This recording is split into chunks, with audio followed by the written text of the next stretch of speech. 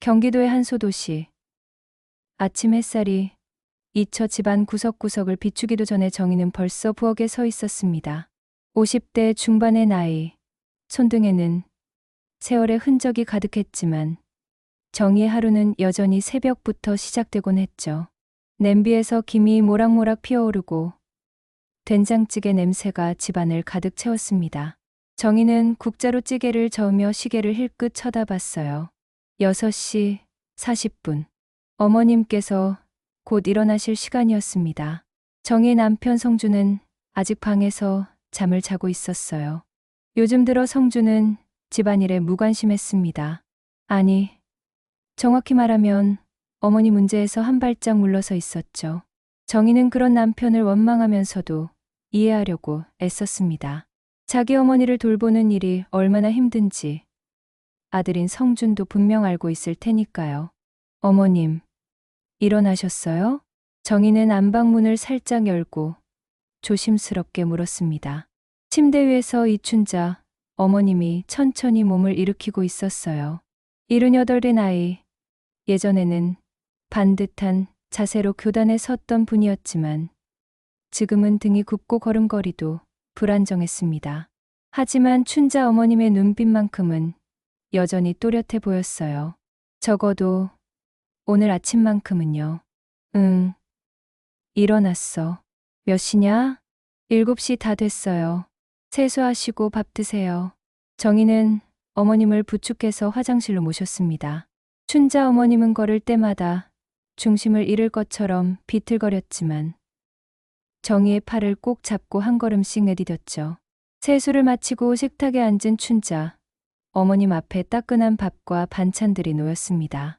정희는 국그릇을 어머님 앞으로 밀어드리며 조용히 앉았어요. 잘 드세요. 응. 고맙다. 춘자 어머님은 숟가락을 들었지만 손이 떨려서 국물이 자꾸 흘렀습니다. 정희는 그 모습을 보며 속으로 한숨을 삼켰어요. 예전 같았으면 혼자서도 척척 드셨을 텐데 요즘은 밥 한 끼 먹는 것도 전쟁 같았습니다. 그래도 정희는 아무 말 하지 않고 자기 밥을 먹었습니다. 어머님의 자존심을 건드리고 싶지 않았으니까요. 그런데 밥을 다 먹고 그릇을 치우려는 순간 춘자 어머님이 물었습니다. 오늘 아침은 뭐 먹지? 정희는 손을 멈추고 어머님을 바라봤어요. 방금 막 식사를 마치셨는데 어머님은 밥을 먹지 않았다는 표정이었습니다. 정희는 가슴이 철렁 내려앉는 것을 느꼈죠. 이런 일이 처음은 아니었지만 매번 마주할 때마다 마음이 무거워졌습니다. 어머님, 방금 드셨잖아요. 국이랑 반찬 다 드셨어요. 뭐, 내가 언제? 춘자 어머님의 목소리에는 당황함과 불안이 섞여 있었습니다. 정희는 빈 그릇을 가리키며 말했어요. 여기 보세요. 그릇이 다 비었잖아요. 아니야. 나 안 먹었어. 아직 안 먹었다고. 춘자 어머님은 고개를 저으며 부정했습니다. 정희는 더 이상 설명하지 않았어요. 설명한들 어머님은 믿지 않을 테고 자꾸 우기다 보면 어머님의 기분만 상하게 될 뿐이니까요. 정희는 그저 고개를 끄덕이며 말했습니다. 그럼 조금 있다가 또 드세요. 제가 준비해 둘게요. 그래. 그렇게 해. 춘자 어머님은 만족한 표정으로 거실로 가서 소파에 앉았습니다. 정희는 부엌에서 그릇을 씻으며 문시울이 뜨거워지는 걸 느꼈어요. 설거지 소리에 묻혀서 작게 한숨을 내쉬었습니다. 이런 일상이 반복된 지 벌써 몇 달째였죠. 처음에는 깜빡하시는 정도였는데 점점 횟수가 잦아지고 증상도 심해졌습니다. 설거지를 끝내고 정희는 방으로 들어가 성준을 깨웠어요. 여보, 일어나요. 출근 시간 다 됐어요. 성준은 눈을 비비며 일어나 화장실로 향했습니다. 정희는 남편의 뒷모습을 보며 입을 열었어요. 어머님이 또 밥 먹은 거 기억 못 하세요? 그래. 성준은 대답은 했지만 목소리에는 별다른 감정이 실리지 않았습니다. 정희는 속상했지만 말을 이었어요. 이러다가 큰일 나는 거 아니에요? 병원에 한번 모시고 가봐야 하는 거 아닐까요? 나중에 시간 되면 데려가 봐. 여보가 같이 가야죠. 제가 혼자 모시고 갈 수가 있어야죠. 성주는 세수를 하며 대답했습니다. 내가 바빠서 그래. 나중에 시간 내볼게. 정희는 더 이상 말하지 않았어요. 어차피 남편은 시간을 내지 않을 거라는 걸 알고 있었으니까요. 성주는 출근 준비를 마치고 집을 나섰고 정희는 다시 혼자 남았습니다. 거실에서는 춘자 어머님이 텔레비전을 보고 있었어요. 하지만 화면을 보는 것 같으면서도 눈빛은 어딘가 먼 곳을 향하고 있었습니다. 정희는 빨래를 개며 생각했어요. 예전에 어머님은 이렇지 않았습니다. 강단 있고 똑부러진 분이셨죠. 학교에서 아이들을 가르치고 집에 돌아와서도 정희에게 이것저것 가르쳐 주시곤 했어요. 시어머니였지만 때로는 친어머니처럼 다정하기도 했습니다. 그런 어머님이 이렇게 변해가는 모습을 보는 건 정희에게도 고통이었어요. 하지만 동시에 정희는 지쳐가고 있었습니다. 매일 반복되는 간병, 밥을 먹었는지 안 먹었는지 다투는 일, 밤에 깨서 배회하시는 어머님을 찾아 헤매는 일, 그 모든 게 정희 혼자의 몫이었어요. 남편은 늘 좀 참아, 어머니잖아라는 말만 반복했습니다. 정희는 참고 있었지만 언제까지 참을 수 있을지 자신이 없었어요. 저녁이 되고 정희는 다시 저녁 식사를 준비했습니다.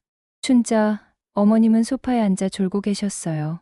정희는 어머님을 깨우지 않고 조용히 밥상을 차렸습니다. 성준이 퇴근하고 돌아왔고 세 식구는 식탁에 둘러앉았어요. 잘 먹겠습니다. 성준이 먼저 숟가락을 들었고 정희와 춘자 어머님도 밥을 먹기 시작했습니다. 식사는 조용했어요. 아무도 말이 없었고 숟가락 부딪는 소리만 들렸습니다. 정희는 남편을 힐끗 보며 생각했어요. 이 사람은 정말 아무것도 모르는 걸까? 아니면 모른 척하는 걸까? 식사를 마치고 정희는 설거지를 했습니다. 성주는 거실에서 텔레비전을 보고 있었고 춘자 어머님은 다시 소파에 앉아 계셨어요. 평온해 보이는 저녁 풍경이었지만 정희의 마음속에는 균열이 생기고 있었습니다. 작은 금이었지만 점점 커져가고 있었어요. 정희는 그 사실을 알고 있었지만 아무에게도 말하지 않았습니다. 그저 참고 견딜 뿐이었죠. 밤이 깊어가고 정희는 어머님을 방으로 모셨습니다. 잠옷을 입히고 이불을 덮어드렸어요. 춘자 어머님은 정희의 손을 잡으며 말했습니다. 고맙다, 며느리야. 정희는 미소 지으며 대답했어요. 편히 주무세요, 어머님. 방문을 닫고 나온 정희는 복도에 서서 깊게 숨을 들이마셨습니다.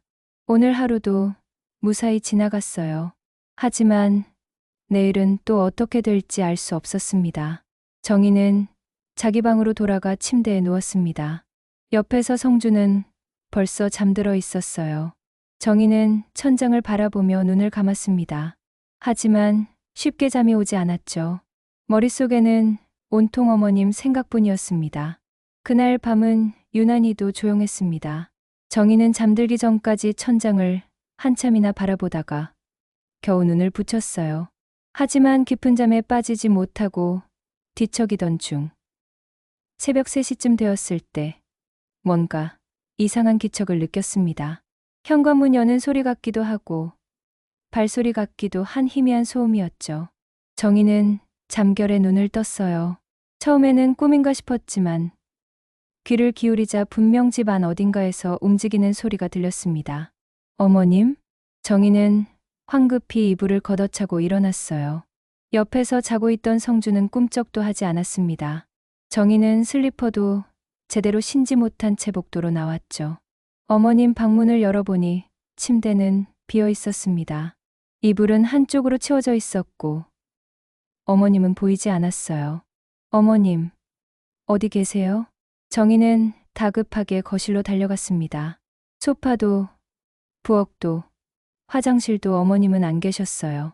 그때 정희는 현관문이 살짝 열려 있는 걸 발견했습니다. 가슴이 철렁 내려앉았죠. 정희는 급하게 외투를 걸치고 밖으로 뛰쳐나갔습니다. 새벽 공기는 차갑고 을씨년스러웠어요. 가로등 불빛만이 텅 빈 골목길을 비추고 있었습니다. 어머님, 어디 가셨어요? 정희는 목청껏 소리쳤지만 대답은 없었습니다. 동네를 이리저리 헤매며 어머님을 찾아다녔어요. 10분, 20분, 30분이 지나도 어머님은 보이지 않았습니다. 정희는 점점 패닉 상태에 빠져들었어요. 이 추운 새벽에 어머님이 혼자 어디로 가셨을까? 혹시 넘어지신 건 아닐까? 차에 치이신 건 아닐까? 온갖 생각들이 머릿속을 스쳐 지나갔습니다. 결국 정희는 경찰에 신고할 수밖에 없었어요. 떨리는 손으로 전화기를 꺼내 119를 눌렀습니다. 상황을 설명하고 어머님의 인상착의를 전했죠. 경찰은 곧 순찰을 돌면서 찾아보겠다고 했습니다. 정희는 집으로 돌아가 성준을 깨웠어요. 여보, 일어나요. 어머님이 집을 나가셨어요. 성준은 잠에서 깨어나 멍한 표정으로 정희를 바라봤습니다. 어머니가? 네. 새벽에 혼자 나가셨어요. 동네를 다 뒤져봤는데 안 보여요. 경찰에 신고했어요. 성준은 그제야 심각성을 깨달은 듯 재빨리 옷을 갈아입었습니다. 두 사람은 다시 밖으로 나가 어머님을 찾아 헤맸어요. 동네 구석구석을 돌아다녔지만 어머님은 어디에도 없었습니다. 새벽 4시가 넘어가고 하늘이 조금씩 밝아오기 시작했어요. 그때 정희의 휴대전화가 울렸습니다. 경찰서에서 온 전화였어요. 여보세요. 보호자님이신가요? 네, 맞아요. 저희 어머님 찾으셨어요? 네. 동네 마트 앞에서 발견했습니다. 지금 파출소로 모시고 왔으니 오시면 됩니다. 정희와 성준은 급히 차를 몰고 파출소로 향했습니다. 파출소 안에는 춘자, 어머님이 담요를 두르고 앉아 계셨어요. 얼굴은 창백했고 눈빛은 초점이 없었습니다. 정희는 어머님께 달려가 손을 잡았어요. 어머님, 괜찮으세요? 다치신 데는 없으세요? 춘자 어머님은 정희를 멍하니 바라보다가 고개를 끄덕였습니다. 경찰관이 옆에서 설명했어요. 새벽 순찰 중에 마트 앞에서 배회하고 계셔서 말을 걸었는데요. 어디 가시냐고 물으니까 며느리 찾으러 간다고 하시더라고요. 추워서 여기로 모시고 왔습니다. 정희는 가슴이 철렁했습니다. 며느리를 찾으러 나가셨다니.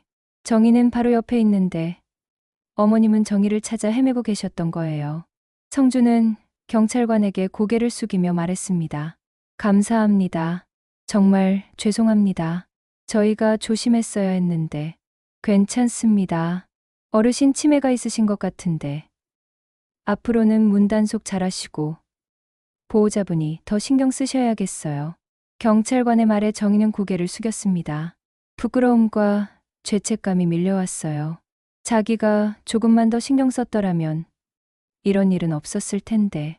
정희는 어머님을 부축해 차에 태웠습니다. 집으로 돌아오는 길, 차 안은 침묵으로 가득했어요. 춘자 어머님은 창밖을 멍하니 바라보고 계셨고 성준은 운전에만 집중하고 있었습니다. 집에 도착해서 정희는 어머님을 방으로 모시고 따뜻한 물로 손발을 닦아드렸어요. 춘자 어머님은 순순히 따랐지만 여전히 말이 없었습니다. 정희는 어머님을 침대에 눕히고 이불을 덮어드렸어요. 푹 쉬세요. 어머님. 방문을 닫고 나온 정희는 거실 소파에 주저앉았습니다. 온몸에서 힘이 빠져나가는 것 같았어요. 성준은 부엌에서 물을 마시고 있었습니다. 정희는 남편을 바라보며 입을 열었어요. 여보, 이러다간 큰일 나요. 오늘만 해도 어머님이 새벽에 혼자 나가셨잖아요. 만약 차라도 지나가는 길에 계셨으면 어쩔 뻔했어요? 성준은 물잔을 내려놓으며 대답했습니다. 나도 알아. 근데 어떻게? 우리가 24시간 지켜볼 수도 없고. 그러니까 병원에라도 모시고 가야 한다니까요. 제대로 진단받고 약도 처방받아야죠. 알았어. 내가 시간 내서 데려갈게. 성준의 대답은 늘 똑같았습니다. 시간 내겠다는 말뿐. 실제로 행동에 옮기는 적은 없었어요. 정희는 더 이상 말하지 않았습니다. 말해봤자 소용없다는 걸 알았으니까요. 며칠 후 정희는 혼자 어머님을 모시고 동네 병원에 갔습니다. 의사는 간단한 검사를 한 뒤 말했어요. 치매 초기 증상으로 보입니다. 정밀 검사를 받으시는 게 좋겠어요. 큰 병원으로 가셔야 할 것 같습니다. 정희는 고개를 끄덕이며 처방전을 받아들었습니다. 집으로 돌아오는 길, 어머님은 창밖을 바라보며 중얼거렸어요. 내가 왜 병원에 갔지? 아픈 데 없는데. 정희는 대답하지 않았습니다. 어머님께 설명해봤자 이해하시지 못할 테니까요. 집에 도착해서 정희는 어머님을 거실 소파에 앉히고 약을 챙겨드렸습니다. 하지만 춘자 어머님은 약을 거부했어요. 나 안 아파. 왜 약을 먹어? 어머님, 의사 선생님이 드시라고 했어요. 건강을 위해서 드셔야 해요. 싫어. 안 먹을 거야. 결국 정희는 약을 물에 녹여서 어머님께 드렸습니다. 춘자 어머님은 마지못해 물을 마셨고 정희는 한숨을 쉬었어요. 매일 이렇게 약 먹이는 것도 전쟁 같았습니다. 저녁이 되고 성준이 퇴근했어요. 정희는 남편에게 병원 다녀온 이야기를 했습니다. 의사 선생님이 정밀 검사 받으라고 하셨어요. 큰 병원으로 가야 한대요. 그래? 알았어. 다음에 내가 같이 갈게. 또 다음이었습니다. 정희는 더 이상 기대하지 않았어요. 대신 혼자서라도 어머님을 모시고 큰 병원에 갈 생각을 했습니다. 하지만 마음 한구석에서는 두려움이 밀려왔어요. 만약 정말 치매라는 진단이 나온다면 앞으로는 어떻게 해야 할까? 이대로 집에서 모실 수 있을까? 정희는 답을 찾을 수 없었습니다. 그날 밤 정희는 침대에 누워 눈을 감았습니다. 하지만 잠은 오지 않았어요. 머릿속에는 온갖 걱정들이 맴돌았습니다. 어머님 일, 남편과의 관계, 그리고 자기 자신의 한계. 정희는 점점 지쳐가고 있었습니다. 언제까지 버틸 수 있을지 정희 스스로도 확신할 수 없었어요. 평온해 보이던 가정에는 이미 깊은 균열이 생기고 있었습니다. 새벽에 어머님이 실종됐던 사건 이후로 일주일이 흘렀습니다. 정희는 밤마다 제대로 잠을 이루지 못했어요. 혹시라도 어머님이 또 나가실까봐 신경이 곤두서 있었죠. 문에는 경보기까지 달았지만 그래도 마음은 편치 않았습니다. 매일 아침 눈을 뜨면 가장 먼저 어머님 방을 확인했고 어머님이 무사히 주무시고 계시면 그제 안도의 한숨을 내쉬곤 했어요.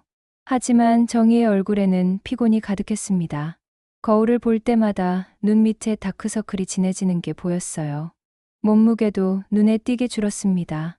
식욕이 없었고 밥을 먹어도 제대로 넘어가지 않았죠. 성주는 그런 정희를 보면서도 별다른 말을 하지 않았습니다. 그저 힘들지, 조금만 참아라는 말만 반복했어요. 어느 날 오후 정희는 노트북을 켜고 인터넷을 검색하기 시작했습니다. 치매 환자 돌봄에 관한 정보들을 찾아보다가 우연히 치매 전문 요양시설에 대한 글을 읽게 됐어요. 전문 간호사가 24시간 상주하고 프로그램도 체계적으로 운영된다는 내용이었습니다. 정희는 화면을 뚫어지게 바라보며 생각에 잠겼어요. 이게 답일까? 어머님을 시설에 보내는 게 맞을까? 마음 한구석에서는 죄책감이 밀려왔습니다. 시어머니를 요양원에 보낸다는 건 세상 사람들에게 불효자로 낙인 찍히는 일이라고 생각했어요. 동네 사람들이 뭐라고 할지, 친척들이 어떻게 볼지 걱정됐습니다. 하지만 동시에 정희는 한계를 느끼고 있었어요. 이대로 가다가는 정희 자신이 먼저 쓰러질 것 같았습니다. 정희는 몇 군데 요양시설의 홈페이지를 둘러봤습니다. 시설 사진들을 보니 깨끗하고 쾌적해 보였어요. 입소 비용도 확인했습니다. 생각보다 저렴하지는 않았지만 감당할 수 없는 수준은 아니었죠. 정희는 전화번호를 메모장에 적어놓고 노트북을 껐습니다. 하지만 바로 전화를 걸 용기는 나지 않았어요. 저녁 식사 시간, 정희는 조심스럽게 성준에게 이야기를 꺼냈습니다. 여보, 제가 오늘 인터넷으로 좀 알아봤는데요. 뭘? 치매 전문 요양시설 있더라고요. 시설도 좋고 전문 인력들이 돌봐준다고 하던데. 성주는 숟가락을 놓고 정희를 바라봤습니다. 표정이 굳어 있었어요. 무슨 소리야? 어머니를 시설에 보내자고? 당분간만이라도요. 제가 너무 힘들어서. 이러다가 제가 먼저 쓰러질 것 같아요. 그래도 그렇지. 어떻게 어머니를 남한테 맡겨? 우리가 모셔야지. 정희는 목소리를 낮추며 말했습니다. 여보는 회사 다니니까 낮에 집에 없잖아요. 어머님 돌보는 건 전부 제가 하고 있어요. 밥 차리고, 약 먹이고, 씻기고, 빨래하고 24시간 내내 신경 써야 해요. 그래도 우리 어머니잖아. 조금만 더 참아봐. 또 참으라는 말이었습니다. 정희는 더 이상 말하지 않았어요. 성주는 자기 어머니를 시설에 보내는 걸 용납하지 않을 거라는 걸 알았으니까요. 하지만 정희의 마음속에는 이미 결심이 서고 있었습니다. 며칠 후, 정희는 성준이 출근한 틈을 타서 요양시설에 전화를 걸었습니다. 상담사는 친절하게 시설에 대해 설명해 줬어요. 입소 절차, 비용, 프로그램 등에 대해 자세히 들을 수 있었습니다. 정희는 시설을 직접 방문해 보고 싶다고 했고, 상담사는 언제든 방문 가능하다고 답했어요. 보호자님께서 직접 오셔서 둘러보시면 좋을 것 같아요. 어르신도 함께 오시면 더 좋고요. 네, 알겠습니다. 시간 되면 방문하겠습니다. 전화를 끊고 나서 정희는 한참 동안 멍하니 앉아 있었습니다. 이게 과연 옳은 선택일까? 하지만 다른 방법이 없었어요. 정희는 스스로를 납득시키려 애썼습니다. 당분간만이야. 잠깐 동안만 시설에서 계시다가 상태가 나아지면 다시 모시면 돼. 이건 어머님을 위한 일이기도 해. 전문적인 치료를 받으시는 게 더 나을 거야. 그렇게 며칠이 더 지나고 정희는 결국 어머님을 모시고 요양시설을 방문하기로 결심했습니다. 성준에게는 병원에 간다고만 말했어요. 거짓말이었지만 성준에게 미리 말했다가는 반대할 게 뻔했으니까요. 아침 일찍 정희는 어머님을 씻기고 깨끗한 옷으로 갈아입혔습니다. 춘자 어머님은 순순히 따라주셨어요. 정희는 어머님의 손을 잡고 현관으로 나왔습니다. 어머님, 오늘 나들이 가요. 좋은데 구경하러 가요. 어디? 가면 알아요. 경치 좋은 데예요. 차에 어머님을 태우고 정희는 운전대를 잡았습니다. 손이 떨렸어요. 내비게이션에 요양시설 주소를 입력하고 출발했습니다. 차 안은 조용했어요. 춘자 어머님은 창밖 풍경을 바라보며 가끔 중얼거렸지만 정희는 대답하지 않았습니다. 정희의 머릿속은 복잡했어요. 이게 정말 옳은 일인지 계속 의문이 들었습니다. 40분쯤 달려서 요양시설에 도착했습니다. 깨끗한 건물과 잘 가꿔진 정원이 눈에 들어왔어요. 정희는 차를 주차하고 어머님을 부축해서 건물 안으로 들어갔습니다. 로비에서 상담사가 반갑게 맞아줬어요. 안녕하세요. 전화 주셨던 분이시죠? 네, 맞아요. 어르신께서 어머님이신가요? 안녕하세요, 어르신. 춘자 어머님은 어리둥절한 표정으로 주변을 둘러봤습니다. 여기가 어디냐? 정희는 얼버무리며 대답했어요. 병원이에요, 어머님. 잠깐 검사 받으러 왔어요. 상담사는 정희에게 시설 내부를 안내해줬습니다. 깨끗한 복도, 넓은 거실, 쾌적한 침실들. 식당에서는 어르신들이 점심 식사를 하고 계셨어요. 모든 게 체계적으로 운영되는 것처럼 보였습니다. 정희는 마음이 조금 놓였어요. 어떠세요? 시설이 마음에 드시나요? 네. 좋네요. 생각보다 훨씬 좋은 것 같아요. 입소 절차는 간단해요. 서류 몇 가지만 작성하시면 되고 보증금이랑 월 비용만 납부하시면 바로 입소 가능합니다. 정희는 잠시 망설였습니다. 하지만 이미 여기까지 온 이상 돌아갈 수는 없었어요. 정희는 고개를 끄덕이며 말했습니다. 오늘 바로 입소 가능할까요?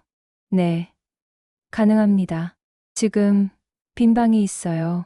정희는 서류를 작성하기 시작했습니다. 손이 떨렸지만 악물고 펜을 움직였어요. 옆에서 춘자 어머님이 물었습니다. 뭐 하는 거냐? 잠깐이에요, 어머님. 금방 끝나요. 서류 작성이 끝나고 정희는 어머님을 배정된 방으로 안내했습니다. 깨끗한 침대와 창문 너머로 보이는 정원. 나쁘지 않은 환경이었어요. 정희는 어머님의 짐을 정리하며 말했습니다. 어머님, 여기서 며칠만 계세요. 제가 곧 데리러 올게요. 여기가 어딘데? 좋은 데예요. 여기 분들이 잘 돌봐주실 거예요. 춘자 어머님은 불안한 표정으로 정희를 바라봤습니다. 정희는 그 눈빛을 피하고 싶었어요. 최대한 빨리 이곳을 벗어나고 싶었습니다. 정희는 어머님의 손을 잡으며 말했어요. 푹 쉬세요. 어머님, 제가 자주 올게요. 그리고 정희는 방을 나왔습니다. 복도를 걸어 나오면서 뒤돌아보지 않았어요. 뒤돌아보면 마음이 흔들릴 것 같았으니까요. 로비를 지나 주차장으로 나왔습니다. 차에 타서 핸들을 움켜쥐었어요.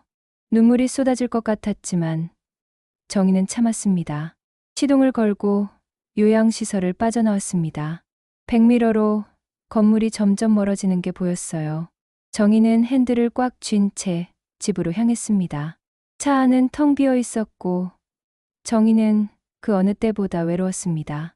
시설 입구의 감시 카메라가 정희의 굳은 표정과 떨리는 손을 찍고 있었다는 걸 정희는 알지 못했어요. 어머님을 시설에 모시고 온 첫날 밤 정희는 집에 혼자 앉아 있었습니다. 성주는 야근이라며 늦게 들어온다고 전화를 했어요. 텅 빈 거실은 유난히도 조용했습니다. 어머님이 텔레비전을 보시던 소파, 어머님이 앉아 식사하시던 식탁, 모든 게 그대로인데 뭔가 허전했어요. 정희는 소파에 앉아 멍하니 천장을 바라봤습니다. 이게 맞는 걸까? 내가 옳은 선택을 한 걸까? 마음속 깊은 곳에서 죄책감이 올라왔지만 정희는 애써 외면했어요. 당분간만이라고 어머님이 좋아지시면 다시 모시면 된다고 스스로를 설득했습니다. 하지만 가슴 한구석은 무거웠어요. 정희는 그날 밤 제대로 잠들지 못했습니다. 이틀이 지났습니다. 정희는 시설에 전화를 걸어 어머님 상태를 물었어요. 간호사는 잘 지내고 계신다고 했습니다. 식사도 잘하시고 다른 어르신들과도 어울리신다는 말을 듣고 정희는 안도했어요. 그렇게 사흘, 나흘이 지나갔습니다. 정희는 조금씩 일상을 되찾아가는 것 같았어요. 아침에 일어나도 어머님을 챙길 필요가 없었고 밥 세 끼를 차릴 필요도 없었습니다.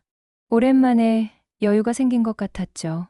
하지만 닷새째 되던 날 오후 시설에서 급하게 전화가 왔습니다. 보호자님, 혹시 지금 통화 가능하신가요? 네. 무슨 일이세요? 어르신께서 어제 저녁부터 보이지 않으세요. 정희는 가슴이 철렁 내려앉았습니다. 네? 무슨 말씀이세요? 어제 저녁 식사 후에 방으로 들어가셨는데 오늘 아침 확인했더니 안 계셨어요. 시설 내부를 다 찾아봤는데 보이지 않아서요. 경찰에 신고했습니다. 전화기를 든 정희의 손이 떨렸습니다. 머릿속이 하얘졌어요. 어떻게 그럴 수가 있어요? 24시간 관리한다면서요. 정말 죄송합니다. 밤사이에 어떻게 나가신 것 같은데. 저희도 지금 총동원해서 찾고 있습니다. 정희는 급히 외투를 걸치고 시설로 향했습니다. 차를 몰면서 온갖 생각이 머릿속을 스쳐 지나갔어요. 어머님이 어디로 가셨을까? 혹시 다치신 건 아닐까? 정희는 엑셀러레이터를 더 깊이 밟았습니다. 시설에 도착하자 경찰과 직원들이 분주하게 움직이고 있었어요. 정희는 원장을 붙잡고 물었습니다. 도대체 어떻게 된 거예요? 어떻게 어르신이 나가실 수가 있어요? 정말 죄송합니다. 감시 카메라를 확인해 보니 밤 11시쯤에 후문 쪽으로 나가신 것 같습니다. 보호자님께서 직접 보셔야 할 것 같아요. 원장은 정희를 사무실로 안내했습니다. 컴퓨터 화면에는 감시 카메라 영상이 재생되고 있었어요. 흑백 화면 속에서 춘자 어머님이 비틀거리며 복도를 걷고 있었습니다. 후문에 도착한 어머님은 문고리를 잡고 한참을 애쓰다가 겨우 문을 열고 밖으로 나갔어요. 그리고 문 앞에 무언가를 내려놓는 모습이 보였습니다. 저게 뭐예요? 확인해 보니 작은 보자기였어요. 어르신 방에 있던 물건인 것 같습니다. 직원이 보자기를 가져왔습니다. 낡고 바랜 천 보자기였어요. 정희는 떨리는 손으로 보자기를 풀었습니다. 안에는 오래된 손편지 한 통과 흑백 사진 한 장이 들어 있었어요. 정희는 사진을 집어들고 눈을 크게 떴습니다. 사진 속에는 젊은 시절의 정희와 춘자 어머님이 나란히 서서 웃고 있었습니다. 정희가 이 집에 시집 온 지 얼마 안 됐을 때 찍은 사진이었어요. 벌써 25년도 더 된 사진이었습니다. 정희는 사진을 보며 손을 떨었어요. 이 사진을 아직도 가지고 계셨다고요? 정희는 편지를 펼쳤습니다. 삐뚤빼뚤한 글씨로 쓰여 있었어요. 어머님의 필체였습니다. 우리 며느리에게 너무 힘들게 해서 미안하구나. 내가 짐이 되는 것 같아서 마음이 아프다. 나는 괜찮으니 너는 편히 살아라. 고맙다, 며느리야. 정희는 편지를 읽으며 눈물이 쏟아지는 걸 참을 수 없었습니다. 가슴이 찢어지는 것 같았어요. 어머님은 모든 걸 알고 계셨던 겁니다. 자기가 며느리에게 짐이 되고 있다는 걸. 그래서 시설에 보내진 거라는 걸. 그럼에도 원망 한마디 없이 고맙다는 말을 남기셨어요. 정희는 주저앉아 울음을 터뜨렸습니다. 원장과 직원들이 당황해서 정희를 부축했지만 정희는 일어날 수가 없었어요. 자기가 무슨 짓을 한 건지 이제야 깨달았습니다. 어머님을 버린 겁니다. 힘들다는 핑계로 어머님을 낯선 곳에 혼자 남겨두고 떠나버린 거예요. 보호자님, 진정하세요. 어르신 곧 찾을 겁니다. 경찰이 위로했지만 정희는 위로받을 자격이 없다고 느꼈습니다. 정희는 사진과 편지를 꼭 쥐고 시설 밖으로 나왔어요. 경찰차들이 여기저기 흩어져 수색하고 있었습니다. 정희도 차를 몰고 동네를 돌아다니며 어머님을 찾았어요. 하지만 어디에도 어머님은 보이지 않았습니다. 해가 지고 어둠이 내렸습니다. 정희는 계속 운전하며 어머님을 찾아 헤맸어요. 눈물로 앞이 제대로 보이지 않았지만 멈출 수 없었습니다. 휴대전화가 울렸어요. 성준이었습니다. 여보, 지금 어디야? 집에 왜 없어? 어머님이 없어졌어요. 무슨 소리야? 정희는 울먹이며 상황을 설명했습니다. 어머님을 시설에 모신 것, 어머님이 사라진 것, 모든 걸 털어놨어요. 성준은 한동안 말이 없었습니다. 그러다가 낮은 목소리로 물었어요. 당신이 어머니를 시설에 보냈다고? 미안해요. 너무 힘들어서. 당분간만이라도 그러려고 했어요. 지금 그게 중요한 게 아니잖아. 어머니부터 찾아야지. 성준도 급히 집을 나섰습니다. 부부는 각자 차를 몰고 어머님을 찾아다녔어요. 시간이 흘러 밤 10시가 넘었습니다. 정희는 지쳐서 차 안에 앉아 있었어요. 그때 경찰에게서 전화가 왔습니다. 보호자님, 어르신 찾았습니다. 정말요? 어디에 계세요? 시설에서 3km 떨어진 하천 근처에서 발견했어요. 지금 병원으로 이송 중입니다. 정희는 급히 병원으로 향했습니다. 응급실 앞에서 성준과 마주쳤어요. 두 사람은 말없이 응급실 문을 바라봤습니다. 얼마나 지났을까? 의사가 나왔어요. 보호자분이신가요? 네. 어머님은 어떠세요? 의식은 돌아왔습니다. 다행히 큰 부상은 없어요. 하지만 저체온증이 있어서 입원 치료가 필요합니다. 그리고 의사는 잠시 망설이다가 말했습니다. 치매 증상이 더 악화된 것 같습니다. 정밀 검사가 필요할 것 같아요. 정희는 고개를 떨구었습니다. 모든 게 자기 때문이었어요. 자기가 어머님을 시설에 보내지 않았다면 이런 일은 없었을 겁니다. 정희는 응급실 복도 의자에 주저앉아 얼굴을 감쌌어요. 성주는 아무 말도 하지 않았습니다. 그저 창밖을 바라보며 서 있을 뿐이었죠. 밤은 깊어갔고 정희의 가슴 속에는 깊은 후회와 죄책감만이 남았습니다. 이틀 후 춘자 어머님은 일반 병실로 옮겨졌습니다. 저체온증은 다행히 빠르게 회복됐지만 의사의 말대로 치매 증상은 더욱 심해진 상태였어요. 정희는 병실에서 어머님 곁을 지키며 한시도 자리를 뜨지 않았습니다. 성주는 회사에 양해를 구하고 병원과 집을 오가며 필요한 것들을 챙겨왔어요. 부부 사이에는 여전히 어색한 침묵이 흐르고 있었습니다. 병상에 누워 계신 춘자 어머님은 천장을 멍하니 바라보고 계셨어요. 가끔 눈을 깜빡이고 입술을 달싹이셨지만 말씀은 거의 하지 않으셨습니다. 정희가 물을 떠드려도 식사를 도와드려도 어머님은 반응이 없었어요. 마치 영혼이 빠져나간 것처럼 텅 빈 눈빛이었습니다. 어머님, 물 좀 드세요. 정희는 컵을 어머님 입가에 가져다 댔습니다. 춘자 어머님은 천천히 입을 열고 물을 조금 삼키셨어요. 하지만 정희를 쳐다보지도 않으셨습니다. 정희는 가슴이 무너지는 것 같았어요. 어머님이 자기를 외면하는 것 같았습니다. 아니, 어쩌면 정말로 기억하지 못하시는 걸지도 몰랐어요. 저녁 무렵 성준이 병원에 왔습니다. 손에는 죽 한 통을 들고 있었어요. 어머니, 식사는 하셨어? 아직이에요. 병원 식사 가져왔는데 잘 안 드시네요. 성준은 어머님 곁으로 다가가 손을 잡았습니다. 어머니, 저예요. 성준이요. 춘자 어머님은 천천히 고개를 돌려 성준을 바라봤어요. 하지만 눈빛에는 아무런 인식도 담겨 있지 않았습니다. 성준은 입술을 깨물며 참았지만 눈가가 붉어지는 걸 숨길 수 없었어요. 정희는 그런 남편을 보며 자기 탓이라고 생각했습니다. 자기가 어머님을 이렇게 만든 겁니다. 그날 밤 성준이 먼저 집으로 돌아가고 정희만 병실에 남았습니다. 간이 침대를 펴고 누웠지만 잠은 오지 않았어요. 어머님의 고른 숨소리만 조용히 들려왔습니다. 정희는 침대에서 일어나 어머님 곁으로 갔어요. 어머님의 손을 조심스럽게 잡았습니다. 주름진 손은 차갑고 가벼웠어요. 어머님, 미안해요. 정말 미안해요. 정희는 속삭이듯 말했습니다. 눈물이 볼을 타고 흘러내렸어요. 하지만 춘자 어머님은 눈을 뜨지 않으셨습니다.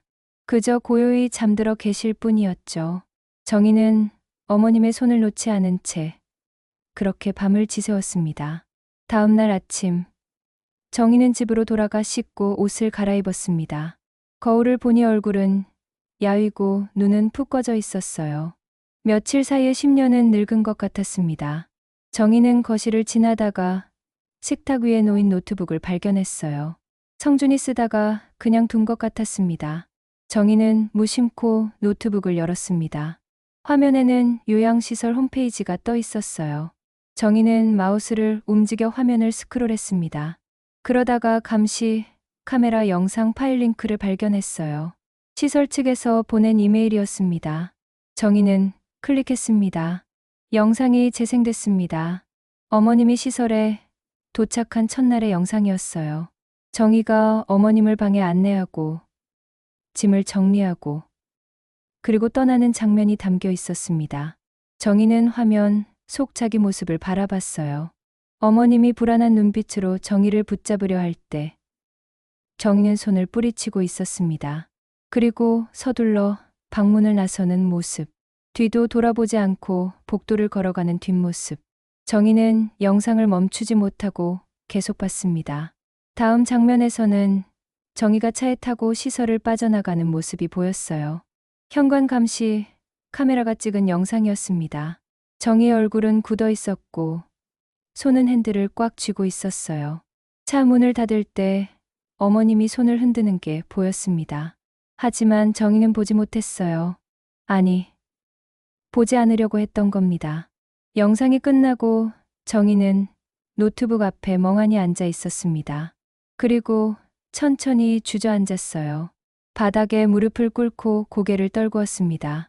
가슴 속에서 무언가가 무너져 내리는 것 같았어요. 정희는 두 손으로 얼굴을 감싸고 울기 시작했습니다. 내가 그분을 버렸어. 내가 어머님을 버렸어. 정희는 소리내어 울었습니다. 아무도 없는 빈집에서 정희의 울음소리만 울려 퍼졌어요. 얼마나 울었을까? 정희는 기력이 다해 그대로 바닥에 쓰러졌습니다. 눈물은 계속 흘렀지만 더 이상 소리는 나오지 않았어요. 한참이 지나서 정희는 겨우 몸을 일으켰습니다. 화장실로 가서 찬물로 얼굴을 씻었어요. 거울 속 자기의 얼굴을 똑바로 바라봤습니다. 부은 눈, 창백한 얼굴. 정희는 자기 자신이 낯설었어요. 이 사람이 정말 나일까? 시어머니를 버리고 도망친 사람이 나일까? 정희는 다시 노트북 앞으로 갔습니다. 영상 파일을 복사해서 저장했어요. 그리고 이메일로 자기 자신에게 전송했습니다. 왜 그랬는지는 정희도 잘 몰랐어요. 하지만 이 증거를 남겨둬야 할 것 같았습니다. 자기가 저지른 죄를 잊지 않기 위해서라도요. 정희는 병원으로 다시 돌아갔습니다. 병실에 들어서니 춘자, 어머님은 침대에 반쯤 앉아 계셨어요. 간호사가 식사를 도와드리고 있었습니다. 정희가 들어서자 간호사가 인사했어요. 오셨어요? 오늘은 좀 나아지신 것 같아요. 아침 식사도 조금 하셨어요. 감사합니다. 간호사가 나가고 정희는 어머님 곁에 앉았습니다. 춘자 어머님은 창밖을 바라보고 계셨어요. 정희는 조심스럽게 말을 걸었습니다. 어머님, 오늘 기분은 좀 어떠세요? 춘자 어머님은 천천히 고개를 돌려 정희를 바라봤습니다. 그리고 희미하게 입술을 움직였어요. 소리는 거의 들리지 않았지만 정희는 입모양을 읽을 수 있었습니다. 우리 며느리, 밥은 먹었니? 그 한마디에 정희의 눈에서 눈물이 쏟아졌습니다. 어머님은 자기를 기억하고 계셨어요. 아무것도 모르는 것처럼 보였지만 어머님은 며느리 걱정을 하고 계셨던 겁니다. 정희는 어머님의 손을 꼭 잡았어요. 네, 먹었어요. 어머님은 드셨어요? 춘자 어머님은 고개를 끄덕였습니다. 그리고 다시 창밖을 바라봤어요. 정희는 어머님의 손을 놓지 않았습니다. 그렇게 한참을 앉아 있었어요. 저녁에 성준이 다시 병원에 왔습니다. 정희는 남편을 복도로 불러냈어요. 그리고 휴대전화를 꺼내 영상을 보여줬습니다. 성준은 화면을 보며 표정이 굳어갔어요. 영상이 끝나고 정희가 말했습니다. 여보, 나 이거 세상에 공개할 거예요. 내가 얼마나 끔찍한 짓을 했는지 사람들이 알아야 해요. 이게 내 죄의 증거예요. 성준은 고개를 저었습니다. 왜 그래야 하는데? 당신이 벌 받는 건 이미 충분해. 아니에요. 이걸로는 부족해요. 정희야. 성준은 정희의 어깨를 잡았습니다. 당신 지금 제정신이 아니야. 진정해. 정희는 남편의 손을 뿌리쳤습니다. 진정하라고요? 어떻게 진정해요? 내가 어머님을 이렇게 만들었는데. 복도에 정희의 목소리가 울려 퍼졌습니다. 지나가던 사람들이 돌아봤어요. 성준은 정희를 계단 쪽으로 데려가 낮은 목소리로 말했습니다. 알았어. 당신 마음은 알겠어. 하지만 지금은 어머니 치료에 집중하자. 그게 먼저야. 정희는 힘없이 고개를 끄덕였습니다. 성준의 말이 맞았어요. 지금 중요한 건 어머님이었습니다. 정희는 눈물을 닦고 다시 병실로 돌아갔어요. 어머님은 여전히 창밖을 바라보고 계셨습니다. 정희는 어머님 곁에 앉아 다짐했어요. 이제부터는 절대 어머님 곁을 떠나지 않겠다고. 무슨 일이 있어도 어머님을 지키겠다고. 밤이 깊어갔고 정희는 간이 침대에 누워 어머님을 바라봤습니다. 어머님의 고른 숨소리가 들려왔어요. 정희는 눈을 감았습니다. 내일부터는 달라지겠다고, 더 나은 사람이 되겠다고 마음속으로 되뇌었습니다. 일주일이 지났습니다. 춘자 어머님은 퇴원 허가를 받았어요. 의사는 집에서 안정을 취하며 꾸준히 약을 복용하라고 당부했습니다. 치매 증상은 완전히 좋아질 수 없지만 적절한 관리와 사랑으로 진행을 늦출 수는 있다는 말도 덧붙였죠. 정희는 의사의 말 한마디 한마디를 가슴에 새겼습니다. 집으로 돌아오는 차 안에서 춘자 어머님은 창밖을 바라보고 계셨어요. 익숙한 풍경들이 지나갔습니다. 동네 슈퍼마켓, 공원, 버스 정류장. 어머님의 눈빛에 희미한 빛이 돌았어요. 집이 가까워지자 어머님이 작게 중얼거렸습니다. 집에 가는구나. 정희는 백미러로 어머님을 바라보며 미소 지었어요. 네, 어머님. 집에 가요. 우리 집으로요. 집에 도착하자 성준이 현관에서 기다리고 있었습니다. 정희는 어머님을 부축해서 집 안으로 모셨어요. 어머님은 거실을 천천히 둘러보셨습니다. 자기가 앉았던 소파, 텔레비전, 식탁, 모든 게 그대로였어요. 춘자 어머님은 소파에 앉으며 안도의 한숨을 내쉬었습니다. 역시 집이 좋구나. 정희는 어머님 옆에 앉아 손을 잡았어요. 이제 편히 쉬세요. 제가 다 챙겨드릴게요. 그날부터 정희의 하루는 완전히 달라졌습니다. 새벽 6시에 일어나 어머님 방을 확인하고 아침 식사를 준비했어요. 어머님이 일어나시면 세수를 도와드리고 약을 챙겨드렸습니다. 식사 후에는 함께 거실에 앉아 텔레비전을 보거나 이야기를 나눴어요. 어머님은 말씀이 많지 않으셨지만 정희가 옆에 있으면 편안해 하시는 것 같았습니다. 정희는 작은 공책을 하나 마련했어요. 치매 일지라고 이름 붙인 공책이었습니다. 매일 어머님의 상태를 기록했어요. 오늘은 무엇을 드셨는지, 기분은 어떠셨는지, 특이한 행동은 없었는지 꼼꼼하게 적어 내려갔습니다. 병원 선생님이 이런 기록이 치료에 도움이 된다고 했거든요.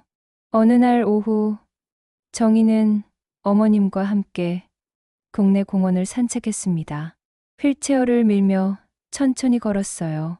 날씨는 화창했고 따뜻한 햇살이 내리쬐었습니다. 공원 벤치에 앉아 잠시 쉬었어요. 춘자 어머님은 나무들을 바라보며 중얼거렸습니다. 예전에 여기서 성준이 데리고 자주 놀았는데 그러셨어요? 그래. 꼬맹이였을 때 그네 태워주고 미끄럼틀도 같이 타고. 어머님의 목소리에는 그리움이 담겨 있었어요. 정희는 어머님의 손을 꼭 잡았습니다. 좋은 추억이시네요. 응. 좋은 추억이지. 집으로 돌아오는 길에 정희는 마트에 들렀습니다. 어머님이 좋아하시는 과일과 반찬 재료들을 샀어요. 계산을 하고 나오는데 아는 동네 아주머니와 마주쳤습니다. 어머, 정희 씨, 오랜만이네요. 요즘 어떻게 지내요? 네, 잘 지내요. 아주머니는 휠체어에 앉아 계신 춘자 어머님을 보며 물었어요. 어머님 편찮으신가 봐요? 네, 좀 그러세요. 그래도 많이 좋아지셨어요. 그래요? 다행이네. 며느리가 고생이 많겠어요. 정희는 미소 지으며 대답했습니다. 아니에요. 당연한 일이죠. 집에 돌아와서 정희는 저녁 준비를 시작했습니다. 어머님이 좋아하시는 된장찌개와 생선구이를 만들었어요.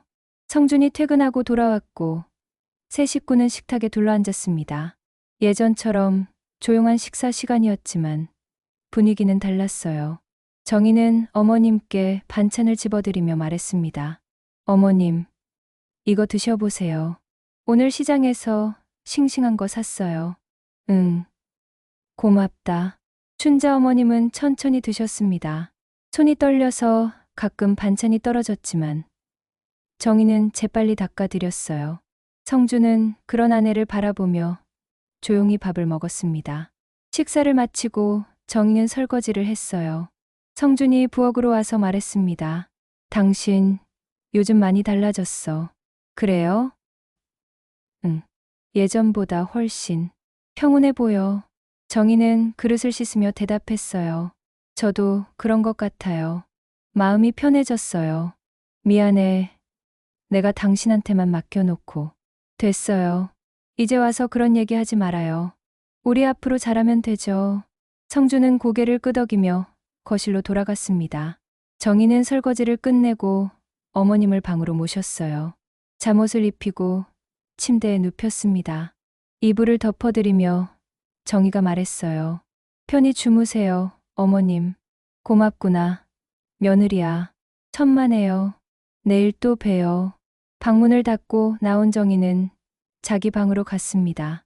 침대에 누워 천장을 바라봤어요. 며칠 전까지만 해도 너무 힘들고 괴로웠는데 지금은 이상하게 마음이 평온했습니다. 어머님을 돌보는 일이 더 이상 짐처럼 느껴지지 않았어요. 오히려 의미 있는 일이라고 생각됐습니다. 정희는 치매 일지를 꺼내 오늘 하루를 기록했습니다. 어머님과 공원을 산책한 일, 저녁에 생선구이를 드신 일, 잠들기 전에 고맙다고 하신 말씀, 하나하나 꼼꼼하게 적었어요. 그리고 마지막에 이렇게 썼습니다. 오늘 어머님께서 웃으셨다. 아주 잠깐이었지만 분명히 웃으셨다. 그 미소를 보니 가슴이 따뜻해졌다. 공책을 덮고 정희는 눈을 감았습니다. 처음으로 편안한 마음으로 잠들 수 있을 것 같았어요. 다음 날 아침, 정희는 평소보다 일찍 일어났습니다. 어머님 방을 살짝 열어보니 아직 주무시고 계셨어요. 정희는 조용히 문을 닫고 부엌으로 갔습니다. 아침 식사를 준비하면서 라디오를 틀었어요. 경쾌한 음악이 흘러나왔습니다. 정희는 콧노래를 흥얼거리며 요리했어요. 오랜만에 느껴보는 여유였습니다. 일주일이 또 지났습니다. 정희의 일상은 안정적으로 자리 잡아가고 있었어요. 어머님의 상태도 조금씩 나아지는 것 같았습니다. 물론 여전히 기억이 흐릿할 때가 많았고 가끔 혼란스러워하실 때도 있었어요. 하지만 정희는 당황하지 않고 차분하게 대응했습니다. 어머님을 안심시키고 옆에 있다는 걸 계속 말씀드렸어요. 어느 날 저녁, 정희는 집 근처 복지센터에서 온전단지를 받았습니다. 치매 가족 간병인을 위한 교육 프로그램이 열린다는 내용이었어요. 정희는 전단지를 꼼꼼히 읽어봤습니다. 치매 환자를 돌보는 방법, 심리적 지원, 간병인의 스트레스 관리 등을 배울 수 있다고 했어요. 정희는 전화번호를 메모해뒀습니다. 다음날 센터에 전화를 걸어 프로그램에 신청했어요. 담당자는 환영한다며 다음 주부터 시작이라고 알려줬습니다. 정희는 기대가 됐어요. 더 많이 배워서 어머님을 더 잘 돌보고 싶었습니다. 그날 밤, 정희는 성준에게 말했어요. 여보, 제가 복지센터 프로그램에 등록했어요. 무슨 프로그램? 치매 환자 돌보는 법 배우는 거요. 매주 화요일마다 2시간씩 있대요. 성준은 고개를 끄덕였습니다. 좋은 생각이야. 당신 열심히 하는 거 보니까 나도 뭔가 해야 할 것 같은데. 여보가 주말에 어머님 산책 좀 시켜드리면 어때요? 아버지랑 아들이 시간 보내는 것도 좋잖아요. 그래, 그럴게. 이번 주말부터 내가 어머님 모시고 나갈게. 정희는 미소 지었습니다. 남편도 변하고 있었어요. 조금씩이지만 분명히 달라지고 있었습니다. 정희는 이 모든 변화가 신기했어요. 그토록 힘들고 괴로웠던 일상이 이제는 의미 있고 소중하게 느껴졌으니까요. 밤이 깊어가고 정희는 치매 일지를 펼쳤습니다. 오늘도 어머님의 하루를 기록했어요. 그리고 마지막 줄에 이렇게 적었습니다. 돌봄은 희생이 아니라 사랑의 순환이다. 이제야 그 의미를 깨닫는다. 공책을 덮고 정희는 창밖을 바라봤습니다. 달빛이 고요하게 방 안을 비추고 있었어요. 정희는 깊게 숨을 들이마셨습니다. 마음이 평온했어요. 내일도 어머님과 함께할 하루가 기다리고 있었습니다. 한 달이 흘렀습니다. 정희는 복지센터 프로그램에 꾸준히 참여하며 치매 환자 돌봄에 대해 많은 것을 배웠어요. 어떻게 소통해야 하는지, 어떤 활동이 도움이 되는지, 그리고 무엇보다 간병인 자신의 마음을 어떻게 다스려야 하는지 알게 됐습니다. 정희는 배운 내용을 집에서 바로 실천했어요. 어머님과의 시간은 점점 더 의미 있어졌습니다. 어느 날 저녁, 정희는 거실에서 노트북을 켜고 앉아 있었습니다. 화면에는 요양시설에서 보낸 감시, 카메라 영상 파일이 떠 있었어요. 그 영상을 본 지도 벌써 한 달이 넘었습니다. 정희는 마우스를 움직이며 생각에 잠겼어요. 이 영상을 어떻게 해야 할까? 그냥 지워버릴까? 아니면 그때 성준이 퇴근하고 돌아왔습니다. 정희는 남편을 보며 말했어요. 여보, 잠깐 이리 와봐요. 성준은 가방을 내려놓고 정희 옆에 앉았습니다. 정희는 화면을 가리키며 말했어요. 이 영상 기억나죠? 응. 그때 그거. 저 이거 어떻게 할지 결정했어요. 성준은 긴장한 표정으로 정희를 바라봤습니다. 정희는 심호흡을 하고 말했어요. 이거 복지센터에 제출할 거예요. 교육 자료로 쓰일 수 있을 것 같아서요. 간병인들이 겪는 심리적 한계와 그 결과를 보여주는 사례로요. 성준은 잠시 망설이다가 물었습니다. 정말 괜찮겠어? 네, 괜찮아요. 부끄럽지만 이게 제 진실이었으니까요. 다른 분들이 저처럼 실수하지 않으셨으면 좋겠어요. 정희는 복사본을 만들어 메모리에 저장했습니다. 그리고 센터 담당자에게 이메일로 먼저 내용을 설명했어요. 며칠 후 담당자에게서 답장이 왔습니다. 정희의 용기에 감사하며 이 자료가 많은 간병인들에게 도움이 될 거라는 내용이었어요. 정희는 메모리를 들고 센터를 직접 방문했습니다. 정희 씨, 정말 용기 있는 결정이에요. 담당자는 정희의 손을 잡으며 말했습니다. 부끄럽지만 필요한 일이라고 생각했어요. 제 실수를 통해서 다른 분들이 배울 수 있다면 의미 있지 않을까요? 그렇죠. 이런 솔직한 사례가 오히려 더 큰 교육 효과를 가져와요. 정희는 메모리를 건네며 한 가지 부탁했습니다. 제 얼굴이나 이름은 공개하지 말아주세요. 어머님께 피해가 갈까 봐요. 물론이죠. 개인정보는 완전히 보호할게요. 센터를 나오며 정희는 한결 가벼운 마음이 들었어요. 오랫동안 짊어지고 있던 짐을 조금 내려놓은 것 같았습니다. 집으로 돌아오는 길에 정희는 꽃집에 들렀어요.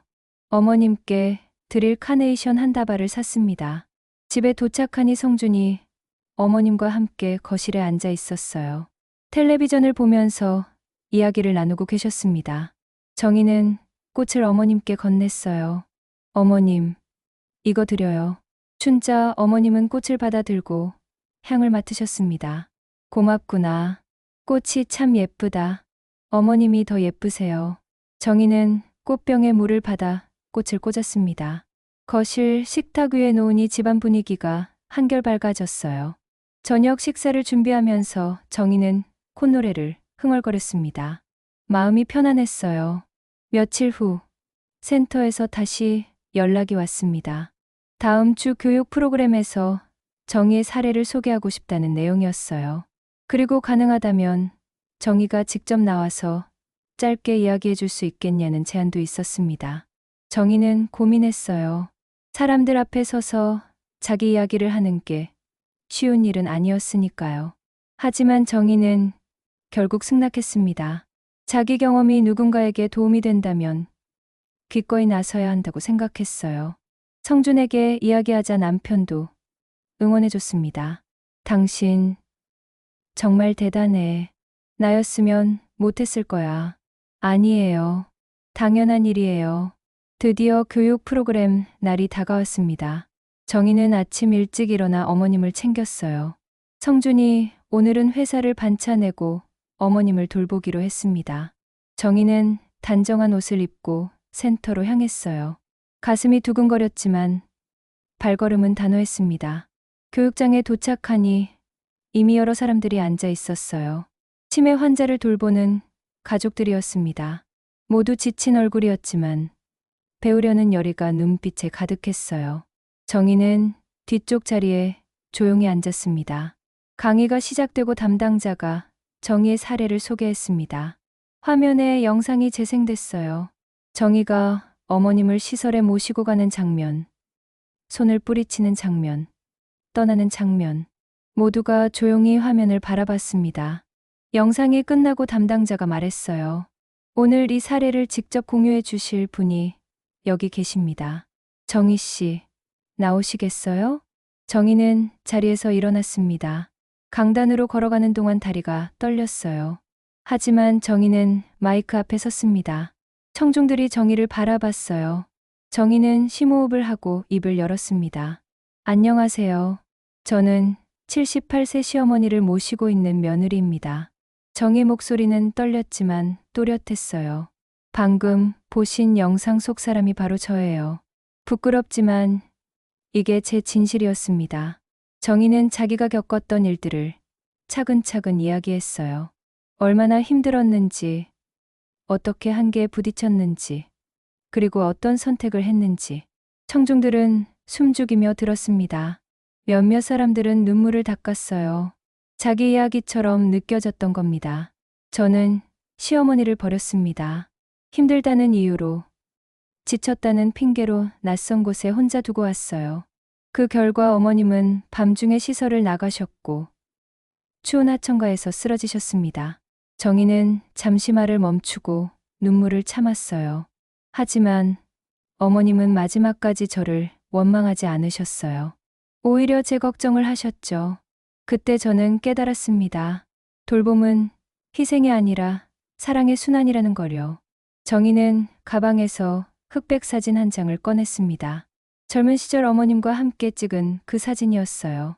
이 사진은 제 시어머니께서 마지막으로 남기신 선물입니다. 사람은 잊어도 사랑은 남더군요.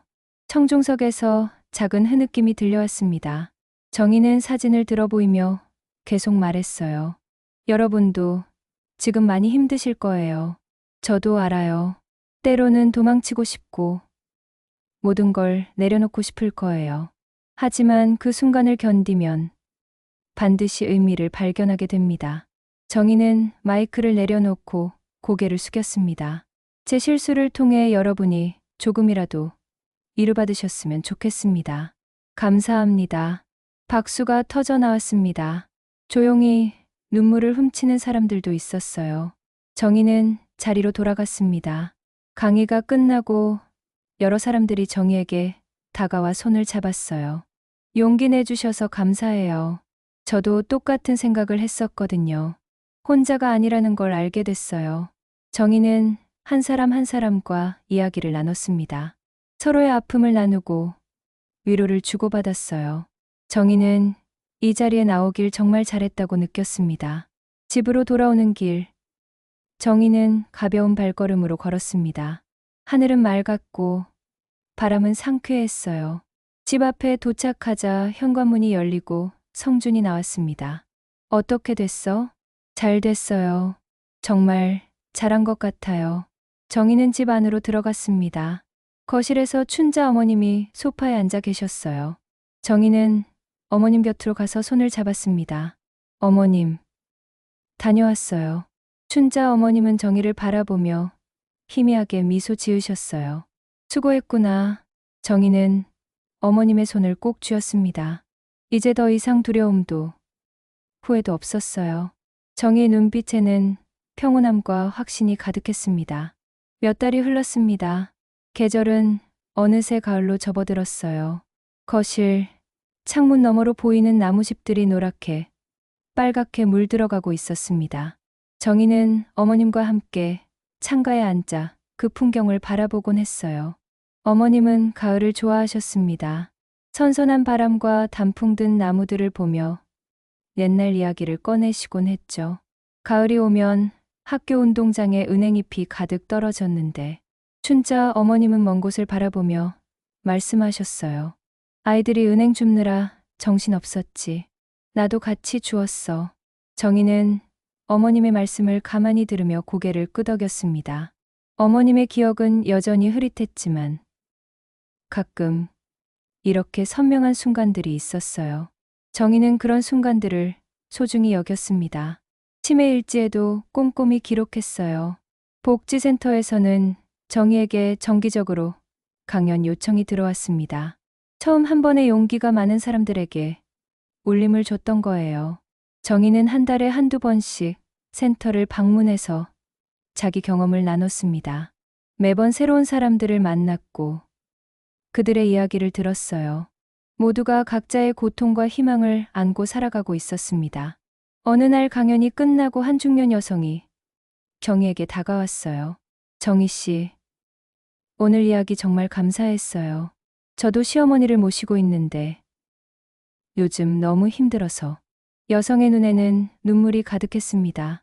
정희는 여성의 손을 잡아줬어요. 저도 알아요. 정말 힘드시죠? 네. 어떻게 하면 정희 씨처럼 마음을 바꿀 수 있을까요? 정희는 잠시 생각하다가 대답했습니다. 저도 하루아침에 바뀐 건 아니에요. 바닥까지 떨어져 봤고 후회도 많이 했어요. 하지만 그 과정에서 깨달았어요. 돌봄은 나를 희생하는 게 아니라 나를 더 성장시키는 일이라는 거려. 그게 무슨 뜻이에요? 어르신을 돌보면서 저는 더 인내심 있는 사람이 됐어요. 더 따뜻한 사람이 됐고요. 그게 제게 주어진 선물이에요. 여성은 고개를 끄덕이며 눈물을 닦았습니다. 정희는 자기 전화번호를 적어줬어요. 힘들 때 연락하세요. 제가 들어드릴게요. 정말요? 감사합니다. 이런 일들이 반복되면서 정희는 자연스럽게 간병인들의 모임을 만들게 됐습니다. 한 달에 한 번씩 모여서 서로의 이야기를 나누고 위로하고 정보를 공유하는 모임이었어요. 처음에는 5명으로 시작했지만 점점 사람들이 늘어났습니다. 정희는 모임을 이끌며 보람을 느꼈어요. 집에서도 변화는 계속됐습니다. 성주는 주말마다 어머님을 모시고 산책을 나갔어요. 공원을 걷거나 동네 카페에서 차를 마시거나 때로는 드라이브를 다녀오기도 했습니다. 부자간의 시간이 깊어지면서 성준의 표정도 밝아졌어요. 어느 날 저녁 성준이 정희에게 말했습니다. 당신 덕분에 나도 어머니를 다시 알게 된 것 같아. 무슨 말이에요? 예전엔 그냥 모셔야 하는 어머니였는데 이제는 함께 시간을 보내고 싶은 어머니가 됐어. 정희는 남편의 손을 잡았어요. 다행이에요. 우리 모두 함께 성장하고 있는 거예요. 어느 화창한 가을날 복지센터에서 치매 가족 간병인 강의가 다시 열렸습니다. 이번에는 규모가 꽤 컸어요. 100여 명의 사람들이 모였습니다. 지역 신문사에서 취재도 나왔어요. 정희는 강단에 섰습니다. 예전처럼 떨리지는 않았어요. 이제는 익숙한 자리였습니다. 안녕하세요. 오늘도 여러분과 제 이야기를 나누게 되어 기쁩니다. 정희는 가방에서 낡은 흑백 사진을 꺼냈어요. 어머님과 함께 찍은 그 사진이었습니다. 정희는 사진을 높이 들어 보였어요. 이 사진은 제 시어머니께서 마지막으로 남기신 선물입니다. 청중들이 조용히 사진을 바라봤습니다. 정희는 사진을 내려다보며 계속 말했어요. 처음 이 사진을 받았을 때 저는 너무 부끄러웠어요. 제가 얼마나 끔찍한 일을 했는지 깨달았거든요. 하지만 이제 이 사진을 볼 때마다 감사함을 느낍니다. 왜냐하면 이 사진이 제게 가르쳐 줬거든요. 사람은 잊어도 사랑은 남는다는 거려. 정의 목소리는 잔잔했지만 힘이 있었습니다.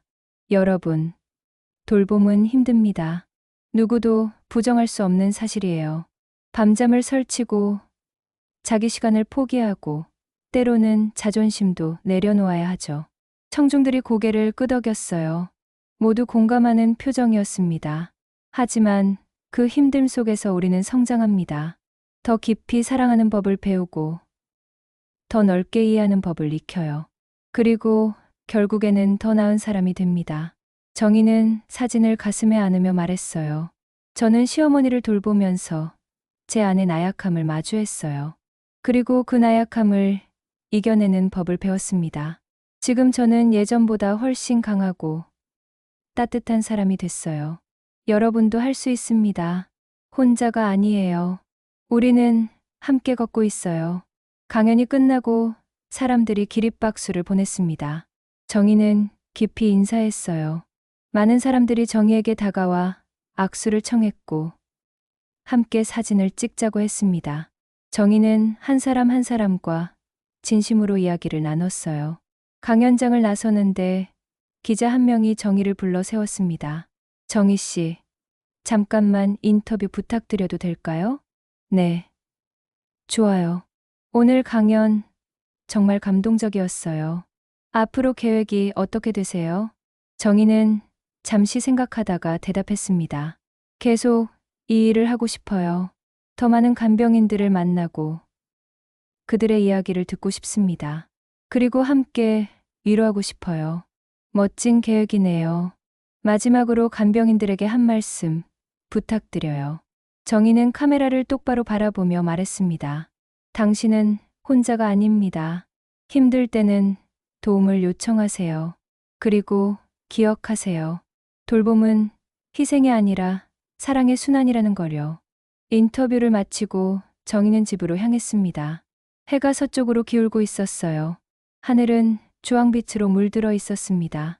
아름다운 저녁이었어요. 정희는 가을 바람을 맞으며 천천히 걸었습니다. 집에 도착하니 성준과 춘자, 어머님이 거실에서 텔레비전을 보고 계셨어요. 정희가 들어서자 어머님이 고개를 돌렸습니다. 왔구나. 네, 어머님. 다녀왔어요. 정희는 어머님 곁으로 가서 손을 잡았어요. 어머님의 손은 따뜻했습니다. 춘자 어머님이 정희를 바라보며 말씀하셨어요. 우리 며느리 고생이 많다. 정희는 미소 지으며 대답했습니다. 아니에요, 어머님. 전혀 고생이 아니에요. 그리고 정희는 진심으로 그렇게 느끼고 있었습니다. 예전의 힘겨움과 괴로움은 이제 추억이 됐어요. 대신 감사함과 보람이 그 자리를 채웠습니다. 정희는 어머님의 손을 꼭 쥐고 함께 텔레비전을 봤어요. 저녁 식사 시간, 세 식구는 식탁에 둘러앉았습니다. 정희가 준비한 따뜻한 음식들이 상위에 가득했어요. 성준이 먼저 숟가락을 들며 말했습니다. 잘 먹겠습니다. 맛있게 드세요. 식사를 하는 동안 조용하지만 따뜻한 분위기가 흘렀습니다. 가끔 어머님이 반찬을 칭찬하시면 정희는 기쁘게 웃었어요. 성준도 만족스러운 표정으로 밥을 먹었습니다. 평범하지만 소중한 일상이었어요. 식사를 마치고 정희는 설거지를 했습니다. 부엌 창문으로 달빛이 비쳐 들어왔어요. 정희는 그릇을 씻으며 생각했습니다. 참 많은 일이 있었구나. 힘들고 괴로웠던 시간들. 후회와 눈물로 가득했던 날들. 하지만 그 모든 게 지금의 자기를 만들었어요. 설거지를 끝내고 정희는 치매 일지를 펼쳤습니다. 오늘도 어머님의 하루를 기록했어요. 그리고 마지막 페이지에 이렇게 썼습니다. 오늘 강연장에서 많은 사람들을 만났다. 모두가 힘든 시간을 보내고 있지만 포기하지 않고 있다. 나도 그들에게 힘이 되고 싶다. 돌봄은 희생이 아니라 사랑의 순환이다. 이 진리를 더 많은 사람들과 나누고 싶다. 공책을 덮고 정희는 창밖을 바라봤습니다. 밤하늘에는 별들이 반짝이고 있었어요. 정희의 눈빛에도 햇살처럼 미소가 번졌습니다. 내일도 어머님과 함께할 하루가 기다리고 있었어요. 정희는 그 하루가 기대됐습니다. 더 이상 두려움도 후회도 없었습니다. 오직 사랑과 감사만이 가득했어요. 거실에서 어머님의 웃음소리가 들려왔습니다. 정희는 미소 지으며 거실로 향했어요. 어머님과 성준이 함께 웃고 있었습니다.